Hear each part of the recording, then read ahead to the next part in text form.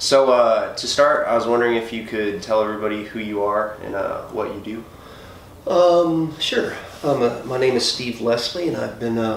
What I'm doing now is publishing songs. Company that I'm a co-partner in, SNG Music here in Nashville. We have 6 staff writers, including myself, and writing country songs. Cool. Trying to get cuts on records and on radio. Awesome. Before that, I was pretty much just a full-time songwriter, not a publisher. And wrote for when I moved here to Nashville in '92.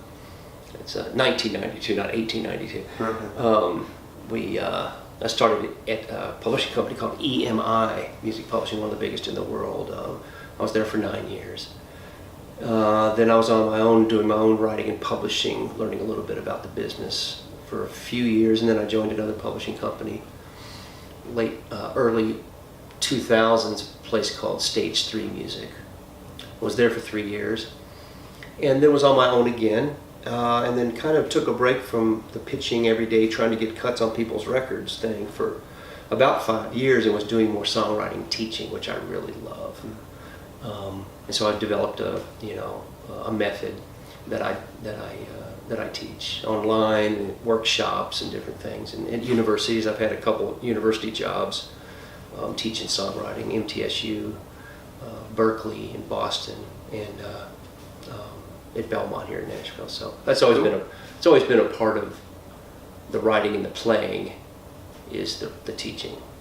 But it seems like if I'm not doing both, I'm not really doing either one very well. So cool. Yeah, that's kind of what I do now still. Teach, write, play, publish. Awesome. And I guess going back to what you said earlier, what's the difference between being a publisher and just being a songwriter? Well, when I was at EMI, we always used to call the publishing staff the suits. The suits were upstairs and the creatives were downstairs. And it was smart that they kept them apart, because you really do wear they do wear different hats. And being both now, I know how difficult wearing that other hat is, and so I've had to wear both hats.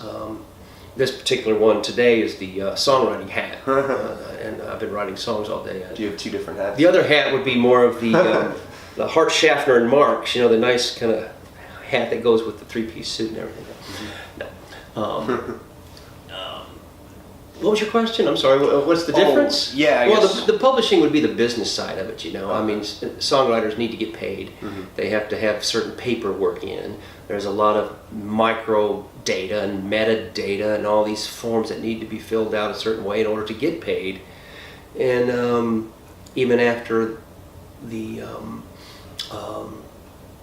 correct forms are filled out and everything's registered where it needs to be, whether that's with BMI or the licensing agent who wants the song or whatever, then you got to track down the money, because if you don't, you won't get paid. So the publishers are the folks that you hope get you paid while you're out there writing more songs and trying to live more of a writer's life, which is more of the creative life. Mm-hmm. And another important thing that they can do is provide you with income while you're trying to be a writer. That they can offer an advance against future royalties that you have. You have to pay that back normally, but it does allow you the freedom of not having to work a day job while you're trying to get cuts. Cool. And publishers usually provide that income, and also that risk. So I know you said you studied jazz guitar. My next question is, what made you want to play guitar?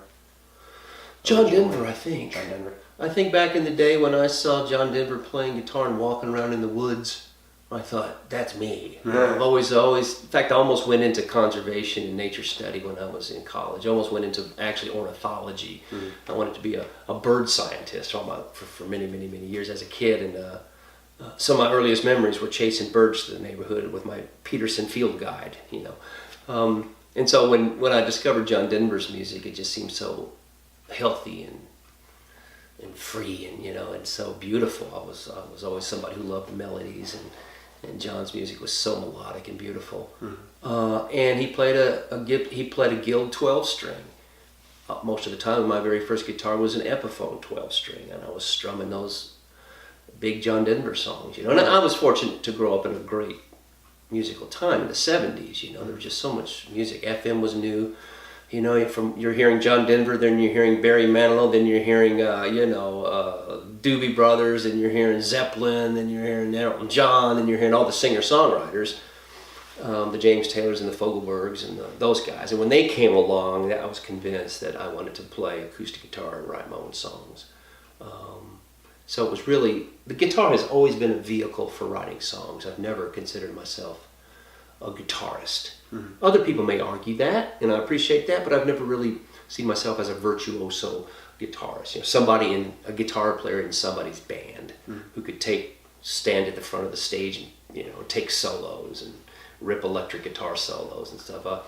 And I've made a living in different times of my life sitting in a corner in a restaurant playing acoustic guitar and just playing like chord melodies and background music without singing, but just background music. So I've done that, but I always the guitar has always been really just a wonderful tool to write songs with. That's how it's always been my approach. And so did singing or did the guitar come first? I think because of the influences, you had to do both. Mm-hmm. I think the guitar was a reason to sing. I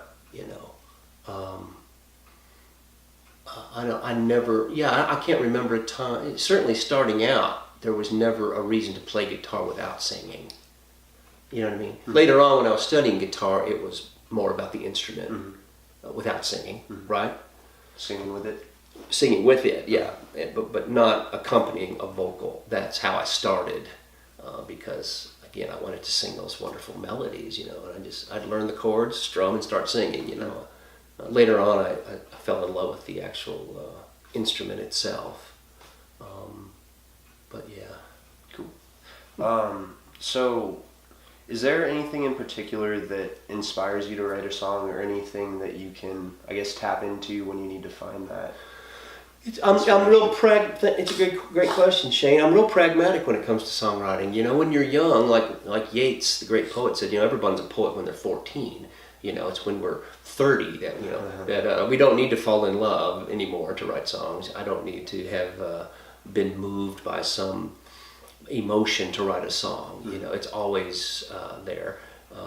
At some point, if you're going to write songs for a living, you can't wait for inspiration to happen, or you'd write 4 songs a year probably. So for me, it's about collecting titles and ideas into the old hook book, which have thousands of ideas and potential song titles, and then it's about sitting down with a cup of coffee at 10:30 in the morning, opening the hook book, and seeing what I want to write. And the work is the inspiration. I'll see a title or an idea, like, oh, I'd like to write that today. Oh, that's, what is that about? And again, usually in Nashville, you're writing with a co-writer. You're writing with at least one other person, sometimes 2 other people. And so in some ways, it's easier to get right to work because you're there for a reason. I rarely write by myself. I enjoy the company of somebody else and the synergy that goes on. So the work's the inspiration. You start with a title, and that can lead to other things, but it focuses you, it gets you to work, instead of staring out the window wondering what that first girlfriend's doing. Yeah. It doesn't take any of the beauty or the mystery away from it. I'm not saying it's some kind of boring job. Oh, gotta write another song, but it's certainly more productive than waiting for some sort of breakup, or falling in love, or a death in the family, or whatever it is. So I know that you're a publisher for S&G right now. What are some of who are some well-known artists you've written for in the past or present? Well, you say written for, you mean gotten cuts from? Because it's been a while. It's been a little while, but I've been lucky enough to get cuts. George Strait, Kenny Rogers, back in the day, that was a great one. Mark Chestnut was good. Daryl Worley, I've had I think Daryl and I counted up 25 or 30 cuts between him and I on his records. Mark Chestnut, Rhonda Vincent, great bluegrass singer, got a Grammy. They're on the Grammy certificate on the wall there for a song I wrote that Ricky Skaggs recorded on his bluegrass Grammy-winning album, Brand New Strings. What did I say? Rhonda Vincent, Neil McCoy, Darius Rucker. Got a Christmas song that Darius cut 3 years ago, and it's out every year during Christmas, called Candy Cane Christmas. That's nice. Some others scattered here and there, I think, but not a ton. Not like a lot of writers. Oh, sounds like a lot. Well, there's some good ones. I'm real proud of every one of them. Yeah.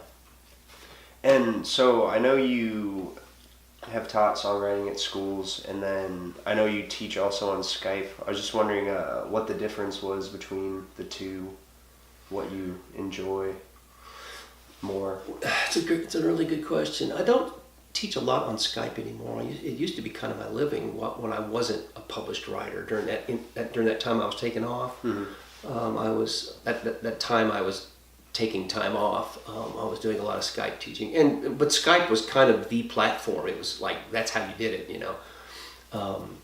which is really cool. It's harder on Skype. It's pretty much all the same.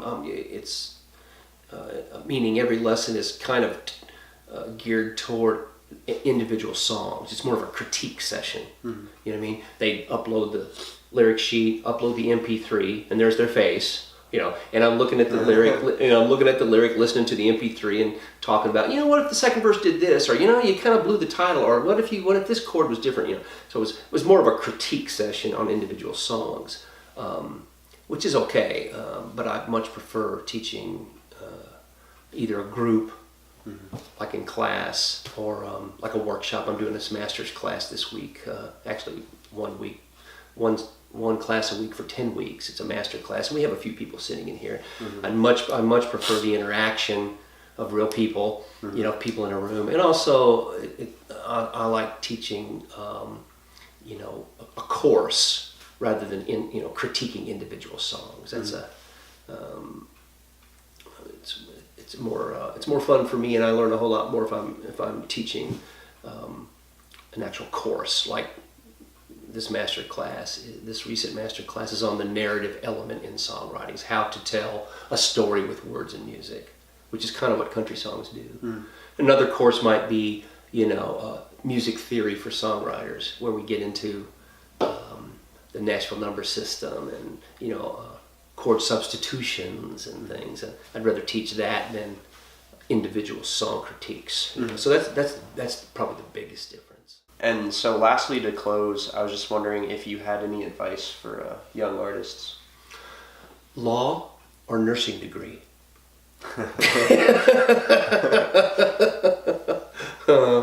No, it's just a whole new game. Mm-hmm. It's a whole new... well, if you want to be a professional, if you want to make money as an artist, now... I never got into this thing to make money, and have succeeded in not making much money. But there's no better life, to live authentically.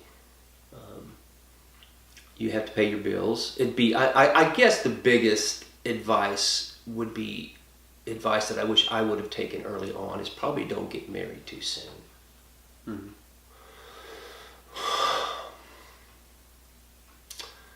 Only because we're pretty good people at heart. Mm-hmm. And you fall in love and you get married and you want to do the right things and you want to fulfill that role.